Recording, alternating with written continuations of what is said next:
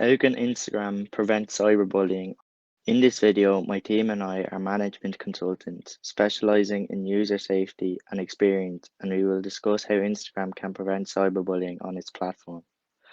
The points we will discuss are summary offering a comprehensive background of the organization, define and articulate the problem or challenge, show three recommendations to address the problem, choose the best recommendation, and outline how the best recommendation will be rolled out.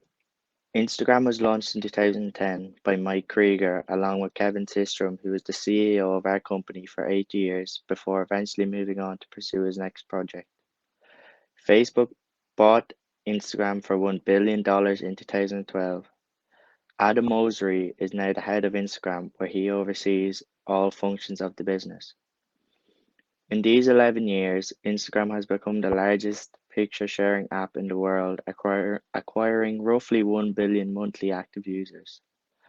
Our app is especially popular in India and the United States, which have respectively 201 million and 157 million Instagram users each. Over 62% of our users are between the ages of 18 and 34. Last year, Instagram was among the top 5 most downloaded apps in both the App Store and via Google Play. In August 2016, we introduced Stories to Instagram. This is a feature that allows users to share pictures and videos to their followers, and after 24 hours, they expire. The feature has allowed interactions between users and their followers to increase and gives them more of an insight into their lives. There is now over 500 monthly active users using Stories, 200 million more than our main competitors, Snapchat. The last thing I'm going to talk about before handing you over to my colleague Adam is Instagram Direct Messages. Instagram Direct launched in December 2013. This feature allows users to talk privately to each other. Prior to Instagram Direct, users were only able to show posts to their followers by tagging them in the comments. Now posts can be shared privately through Instagram Direct with your followers without the need to tag them under posts.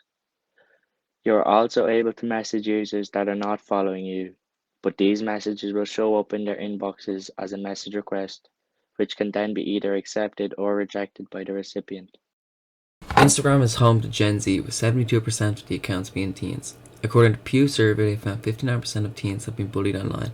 And in 2017, Digital Label survey found 1 in 5 12 to 20-year-olds experience bullying on Instagram. Instagram is a good place sometimes, but there's a lot of drama, bullying, and gossip to go along with it, said a 14-year-old named Riley. And a 15-year-old said, I've had at least 10 hate pages made about me. I know some of them were made in a row by the same person, but some were from different people. They say really nasty things about you, the most outrageous as possible. Just from these two cases, we can see cyberbullying is an active thing on Instagram, and there's a clear background of cyberbullying on the site. As of recently, we've seen Instagram declaring a war on bullying, with the head of Instagram, Adam Mosseri, saying, we are in a pivotal moment. We want to lead the industry in this fight. Mosseri is dedicating engineers and designers to the cause, with his team doing extensive research, bringing out new features and company protocols, keeping bullying in mind. When Mosseri was asked if Instagram made a profit off bullying as users spend more time on the app, he responded, if Instagram fails to curb this, he will not only be failing users on a moral level, but also failing the business. It could hurt our reputation and our brand over time. It could make our partnership relationships more difficult. There are all sorts of ways in which it could strain us. Ever since its launch, it's had bullying in mind, with the founders having a goal to make Instagram a kinder place. The founders borrowed from Facebook an AI called Deep Text. Its purpose was to understand and interpret the language people were using. The next year it was trying to find and block offensive comments. By 2018 they were using it to find bullying in comments. Researchers are writing up reports on their findings, and almost every week there's some new form of bullying that engineers hadn't thought to look for. But with bullying being contextual, example being an inside joke, or form of bullying have changed over time, old-fashioned bullying, Instagram's engineers are constantly researching ways to separate the bad from the kind. For example, how might be classified as bullying when a man says it to a woman, not when a woman uses it to refer to a friend. We can see the background of Instagram is not all evil, and they're trying to fix the problem, but are clearly struggling. Cyberbullying is an intentional, repeated, and unwanted negative behaviour act that is carried out by one or several people using electronic devices and the internet against the victim. The issue of cyberbullying continues to grow from day to day at an alarming rate, particularly on social media site of Instagram. According to recent reports from the US Department of Health and Human Services, 25% of American teenagers aged between 13 and 17 have reported an experience of repeated cyberbullying on different social media platforms, a worrying statistic. According to further research by Digital Label, a worldwide anti-bullying organisation, Instagram was the most commonly used site for cyberbullying, a stark discovery. The problem with policing and defending users from cyberbullying is the free-flowing nature of the internet and how easy it is to access. Any user can create multiple accounts at ease with no digital fingerprint, leaving them anonymous to other users. This lack of identity provides a platform for cyberbullying with no repercussions for the abusers. You could nearly say it's like shooting fish in a barrel, if you were to look at it crudely. Another factor which impacts cyberbullying, especially in the younger age bracket of users, would be the desire and lust for social acceptance. This desire to be seen as normal amongst their peers often clouds the judgment of the youth and can land them in sticky situations. Although there are many factors benefiting towards cyberbullying, such as the urgent need to fit in and lack of identity on the internet, I believe the stem problem lies within the social media organisations and their lack of use of their vast resources. I believe these companies are geared towards profit over protection of their users. Until they become less money hungry and begin to care about their users, cyberbullying will remain at large for the foreseeable future, and more innocent people will continue to suffer due to the negligence of the CEOs that run these social media companies. 3 recommendations to address the problem or challenge. Social security number.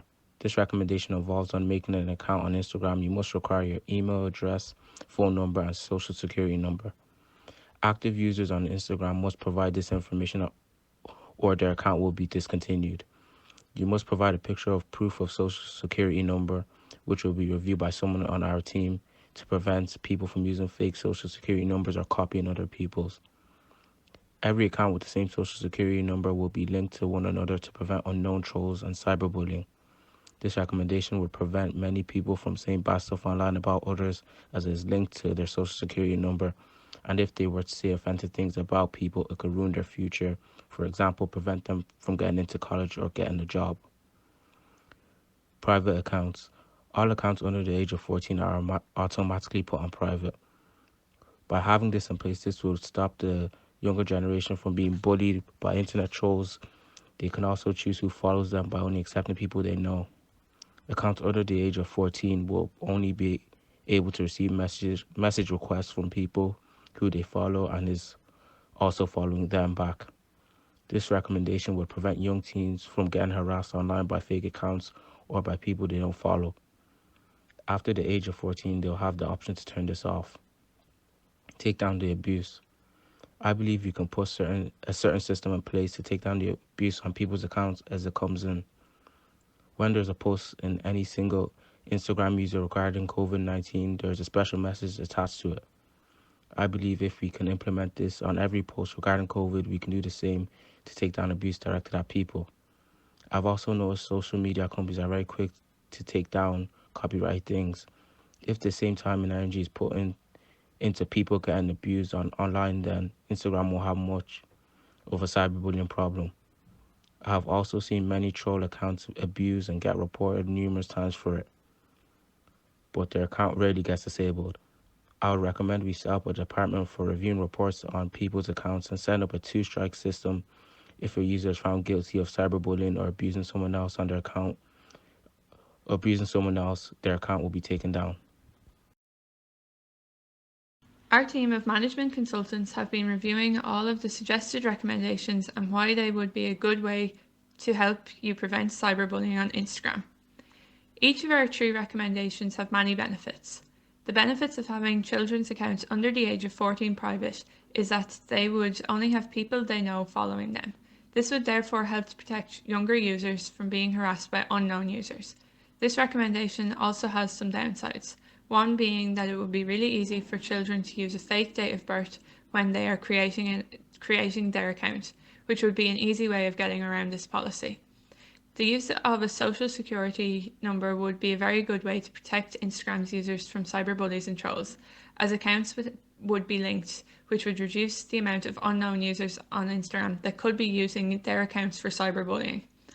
And lastly, the benefits of a department that controls abusive comments put up on Instagram would be a very good way of protecting people's safety and well-being by removing any harmful posts before they have been seen and shared. This could prevent a lot of cyberbullying within Instagram. After reviewing all of the recommendations in detail and weighing up the pros and cons of each one, our team came to the decision that the best recommendation was the use of a security number linked to your account.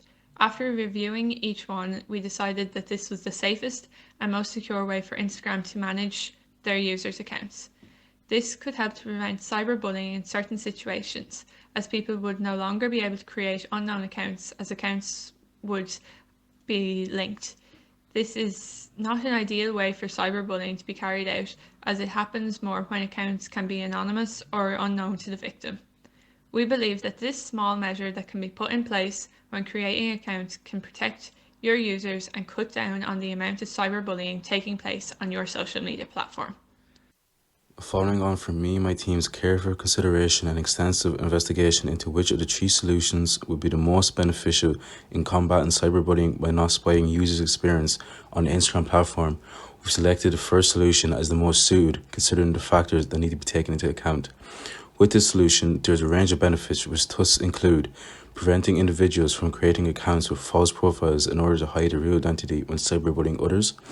If users are found to be cyberbullying others in any form, Instagram support team can compile evidence as well as the form of ID used that contains their social security number to create a report and send all of this to the cyberbullying division of the user's nation police department, who will deal with the situation. If under the age of 18, an individual wishing to create an account on the platform will need to use a parent guardian's ID that includes their social security number and will be under the supervision. They'll also be let to control the under 18's posts, comments, and what type of content they'll see on their feed and Explorer page. According to a survey carried out by Very Well Family, only 1 in 10 teens tell their parents that they are a victim of cyberbullying. So by letting the parents monitor their teen's account, they'll be able to know for themselves and report to Instagram. Planning stage. Meet with the engineers of Instagram to discuss how we'll create the identification verification stage when a new user is creating an account or when existing users have to complete the stage also. Work closely with the engineers to erase any errors like bugs or glitches and to ensure its appearance is in line with Instagram's. Once done, we'll initiate the beta stage, essentially adding the identification verification stage to a small cluster of users, essentially a test pool, to gain feedback, highlight any glitches the users may have experienced, as well as ensuring it is properly implemented. Subsequently, when we received feedback from the test pool, we arranged a meeting with the Instagram executives to give a presentation of the work we carried out and the results that arise from such work. If satisfied, the developers can begin to roll out the identification verification stage to all existing users, as well as making it a requirement for new users. This will be implemented in accordance to the following steps. Once downloaded, Instagram application on the device, an individual will proceed to create an account in order to gain access to the platform services. Along with providing an email and phone number to prove identification, they'll also need to supply a form of ID and social security number, such as passport, driver license, or student card, as to authenticate the individual, and to ensure the person creating the account is not a bot or someone making a false account. Once provided, the Instagram team will verify the form of ID and social security number supplied in order to prevent accounts being created or arising with fake IDs. For under 18s, they'll need to ask permission and use the parents' or guardian's IDs. Once verified, the individual will be allowed to create a username, and once this is done, will have completed making an account. We think that the verification identification stage will be one of the most effective tools in tackling cyberbullying in today's time, which could be eventually carried across to Facebook and other popular social media platforms that may encounter bullying on their site, meaning that Instagram will be the pioneers of the verification identification stage and seen as the first social media platform to properly deal against cyberbullying. In conclusion, we discussed how the company can go after cyberbullying without the risk of isolating users with harsher rules and moderation that may feel intrusive, limiting freedom of speech. My team has shown solutions to stop bullying, and we are here to present this to you, Instagram, to listen to the recommendations to help put an end to cyberbullying on your platform.